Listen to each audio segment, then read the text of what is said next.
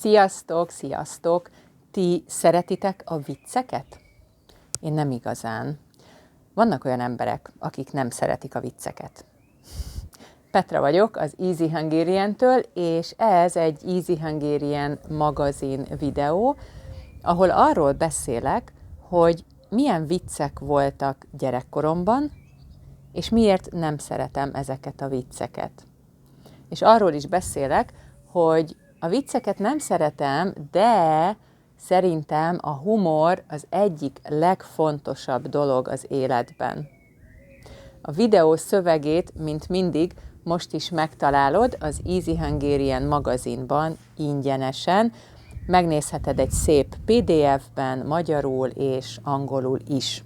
Kattints ide, vagy a linkre a leírásban. Szóval én nem szeretem a vicceket, de ez azt jelenti, hogy a klasszikus vicceket nem szeretem, mert ezek nekem elég unalmasak. Amikor gyerek voltam, akkor nagyon-nagyon népszerűek voltak a móriczkás viccek. Móriczka egy kisfiú, aki nem túl okos, és ezért az iskolában mindig vicces dolgok történnek vele. Én nem gondolom, hogy nagyon vicces az, ha valaki nem okos. Ezekben a viccekben gyakran csúnyán beszélt Móriczka, és nem nagyon szerettem ezeket. Nem emlékszem sok móriczkás viccre, egy viccre emlékszem, talán azért, mert ez a nyelvvel kapcsolatos, és hát szeretem a nyelveket. Megpróbálom elmondani ezt a viccet. Nem tudok viccet mesélni, tényleg mindig elfelejtem a felét, meg lelövöm a poént, tehát túl hamar, túl korán elmondom a vicc végét. De megpróbálom elmondani. Az iskolában a tanár azt mondja Móriczkának: Móriczka, mondj állatokat. Milyen állatokat ismersz? Móriczka azt mondja, hogy kutyuska, nyuszika, madárka. A tanár: Móriczka, a kisbabák beszélnek így. A normális nevüket mond. Nem kutyuska, hanem kutya. Nem nyuszika, hanem nyúl. Nem madárka, hanem madár. Nem kell a ke kicsinyítő. Móriczka egy kicsit gondolkozik, aztán azt mondja: macs, kecs, puj. Ennyi. Nagyon vicces. Mi volt itt a poén? Mi volt a poén, a vicces rész? Vannak olyan állatnevek magyarul, amiknek a vége a normál formában ka vagy ke. Például macska, ez a cica, kecske, pulyka.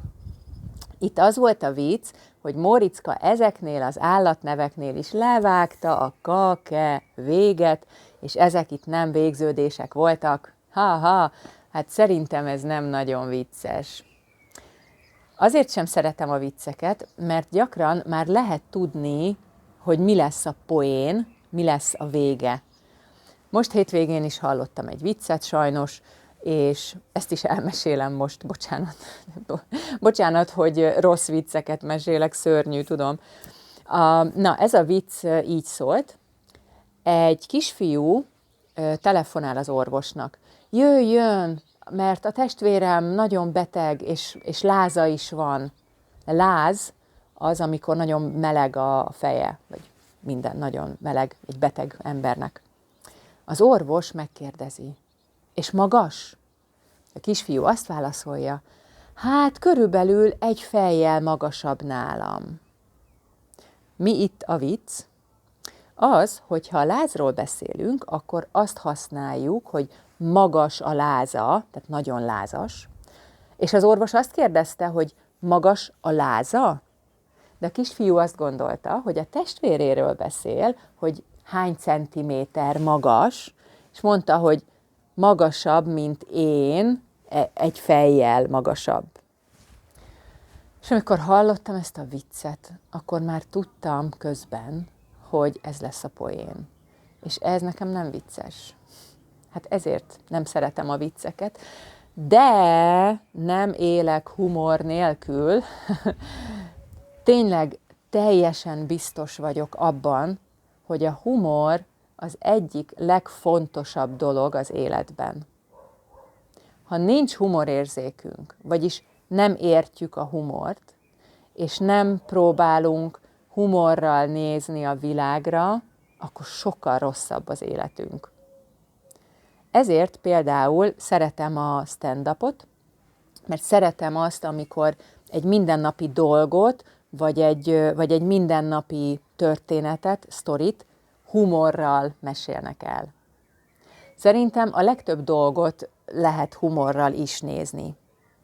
Az élet nehéz, és nagyon sok rossz dolog történik velünk az életünkben, és ezért hasznos, ha van humorérzékünk, és látjuk azt, hogy ezek a rossz dolgok lehetnek viccesek is.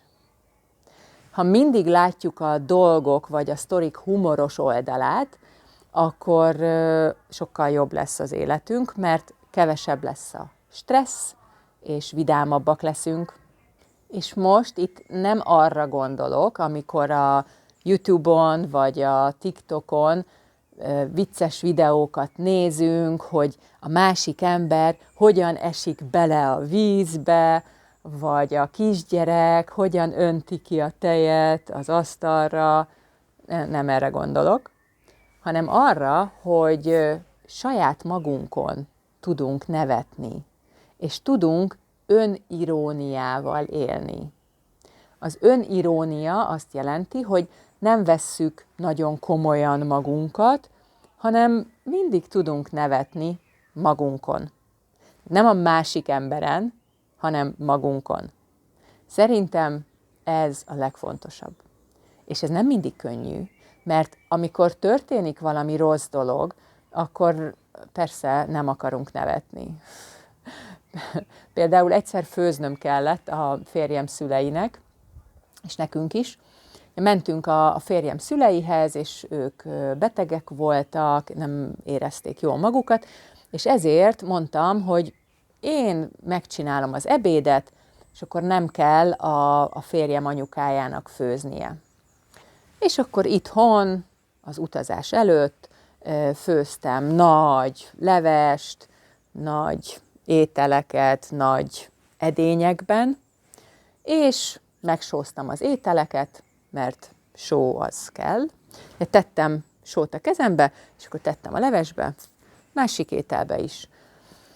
És így éreztem, hogy furcsa a kezem, hogy úgy ragad. És akkor láttam, hogy sajnos ez nem só, hanem cukor.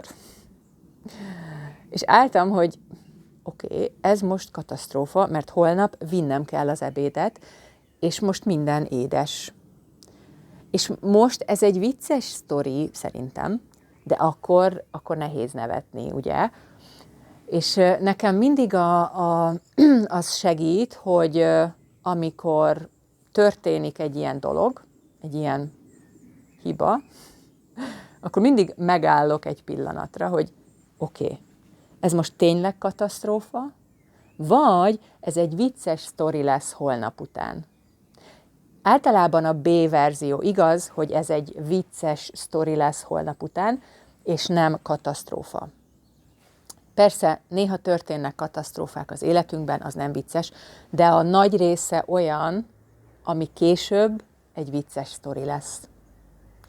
És tudom, hogy nehéz megoldani, hogy ott van a cukros leves, és ott van a cukros főétel, és ezt most ki kell dobni, és újra kell kezdeni, de ez körülbelül 30-40 perc plusz munka volt. Tehát nem volt semmi katasztrófa. Erre gondoltam, amikor azt mondtam, hogy a humoros oldalát kell nézni a dolgoknak és az életnek, mert oké, történt egy dolog, hogy cukrot tettem a levesbe, ezen nem tudok változtatni, tehát ez történt, kész. Egy dolgon tudok változtatni, az én reakciómon. Hogy stresszes leszek, sírok, és szörnyű lesz a napom, vagy azt mondom, hogy oké, akkor most kezdem újra az egészet, és majd holnap után nevetek.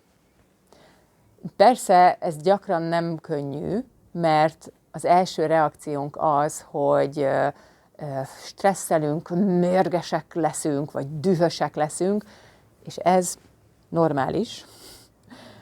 De ha mindig próbálsz reflektálni, és próbálod nézni azt, hogy ez most tényleg katasztrófa-e, igen, ebben a pillanatban az, de fél óra múlva, vagy egy nap múlva ez nem lesz olyan fontos, és nem lesz olyan tragikus.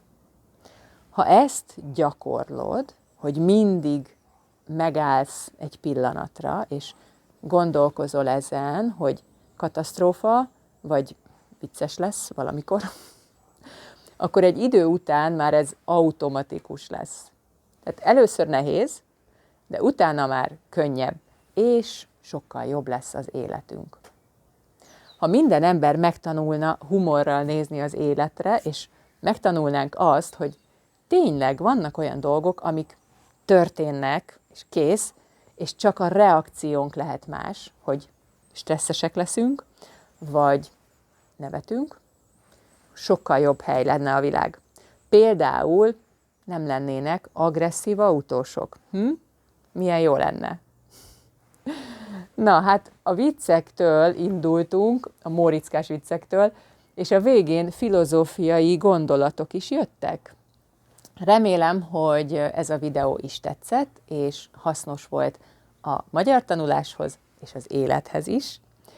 Ne felejtsétek el, hogy a videó szövegét elolvashatjátok magyarul és angolul az Easy Hungarian magazinban, és természetesen erről a témáról is olvashattok rövid, könnyű szövegeket a magazinban. Gyertek és legyetek magazinolvasók, patreon.com/easyhungarian, vagy nézzétek meg a linkeket a leírásban. Jó nevetést és jó tanulást kívánok! Sziasztok!